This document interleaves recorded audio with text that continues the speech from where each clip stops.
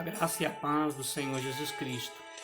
Vivendo o reino pelo exemplo de Cristo, parte 2, baseado na passagem do Evangelho de João, capítulo 6, do versículo 1 ao 15, mas principalmente aqui destacando o versículo 5, que nos diz assim: Então Jesus, erguendo os olhos e vendo que grande multidão vinha ter com ele, disse a Felipe: Onde compraremos pães para lhes dar a comer? Na última mensagem falamos que viver o reino pelo exemplo de Cristo era ter cuidado com vidas. Jesus era alguém que pautava seu ministério a cuidar de vidas, principalmente as mais sofridas e vulneráveis daquela sociedade. Se entendemos que o reino de Deus é justiça, paz e alegria que vem do Espírito Santo, e que Jesus de fato levou a estas pessoas tais valores mediante seu cuidado a elas, como já bem tinha profetizado Isaías em seu livro, no capítulo 11, versículo 4, quando disse: julgará com justiça os pobres e decidirá com equidade a favor dos mansos. De fato, Jesus aplacou a dor e o sofrimento dos fracos, dos pobres, dos moribundos, dos desesperados, angustiados, doentes, oprimidos, cuidando deles e previamente manifestando que um dia será definitivamente o seu reino. Pedro, o apóstolo Pedro, em uma de suas pregações, disse a respeito de Jesus: andou por toda parte fazendo bem e curando a todos os oprimidos do diabo, conforme Atos 10:38. E se nós queremos viver o reino pelo exemplo de Jesus, precisamos, como ele, cuidar de vidas. Afinal, a Bíblia ordena aqueles que professam fé em Jesus que devem fazer o bem, conforme nos diz Gálatas 6:10. Façamos o bem a todos, mas principalmente aos da família da fé. E o que na prática é cuidar de vidas? Jesus disse o que está registrado no Evangelho de Mateus, capítulo 25, a partir do versículo 35 ao 40, e eu quero ler esse texto da palavra de Deus. Porque tive fome e me destes de comer, tive sede e me destes de beber, era forasteiro e me hospedaste, estava nu e me vestistes, enfermo e me visitastes, preso e fostes ver-me.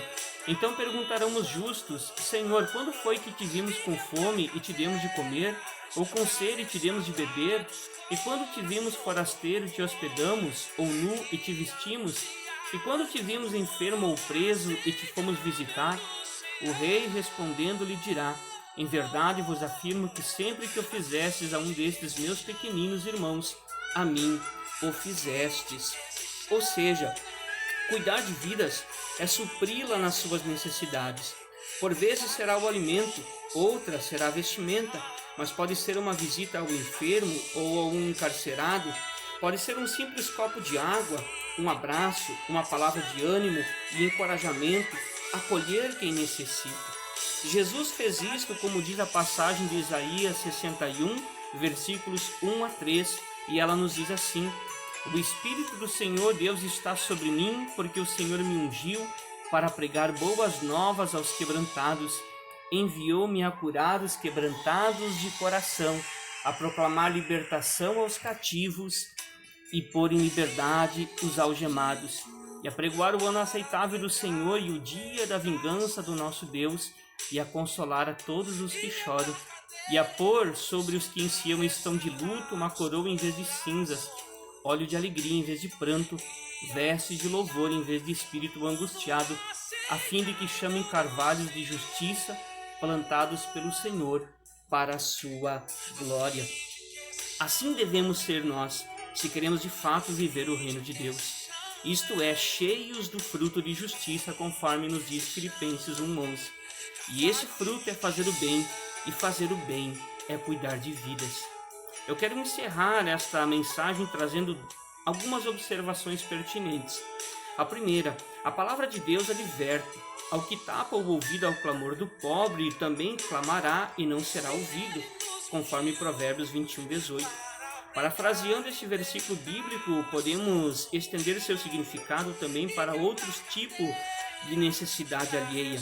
Ou seja, não dá para tapar os ouvidos, não dá para fazer de conta que não vê. Lembra da reflexão anterior em que Jesus disse: erguei os vossos olhos e vede?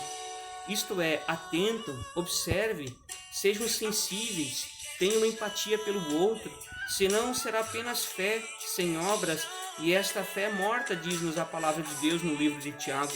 Uma fé somente de ritual, de religiosidade ou de um ritual religioso pouco define o que é o cristianismo. Mas a fé genuína, ela cuida do outro, conforme nos diz a passagem de Isaías 58, os versículos 6 ao 8. Porventura não é este o jejum que escolhi, que solte as ligaduras da impiedade, desfaça as ataduras da servidão, deixe livre o oprimido e despedace todo jugo? Porventura não é também que repartas o teu pão com o faminto e recolha em casa os pobres desabrigados? E se vires o nu, o cubras e não te escondas do teu semelhante? A segunda observação, fazer o bem é um exercício de perseverança. Isto porque muitas vezes o que se recebe de retribuição é ingratidão, traição e coisas semelhantes. Mas não importa. Quanto a isso, a Bíblia nos diz: e não nos cansemos de fazer o bem, porque ao seu tempo colheremos se não desistirmos, conforme Gálatas 6:9. Ou seja, há uma promessa de Deus que o bem praticado resultará em boas colheitas. E outra, encare a prática do bem como uma ação direta a Cristo. É como ele disse: quando fizeres a um destes pequenos, a mim o fizeste. Ou como diz Provérbios 19:17, quem se compadece do pobre, ao Senhor empresta. Quando praticamos sob esta perspectiva, por mais que você receba ingratidão de quem você cuidou, lembre que tua questão não é com ele, mas com Jesus, que contempla o que realizamos em seu nome. E como diz Provérbios 14:31b, Deus honra quem se compadece do necessitado. Para concluir, praticar boas obras no cuidado do outro não é uma forma de merecermos a salvação, um tipo de caminho para o céu. Não. A salvação é somente pela fé em Jesus, crendo nele, que mediante seu sacrifício na cruz pagou pelos nossos pecados. Isto porque, por mais que pratiquemos boas ações, elas ainda são insuficientes para nos redimir e permanecemos na condição de pecadores. Mas quando depositamos a nossa confiança em Jesus e no seu sacrifício redentor na cruz, somos justificados e salvos.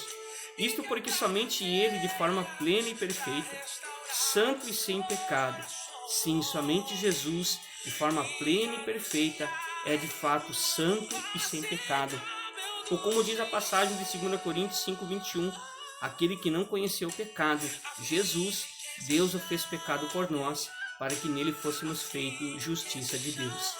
Ou seja, é pela graça que sois salvos mediante a fé, e isso não vem de vós, é dom de Deus, não de obras, para que ninguém se glorie, conforme nos diz Efésios 2:8-9. A lógica do reino é: eu não faço boas obras para ir para o céu, mas porque Jesus me salvou e eu vou para o céu, eu faço boas obras, conforme nos diz Efésios 2:10. Ou como diz a nossa reflexão, vivemos o reino pelo exemplo de Jesus. Deus te abençoe.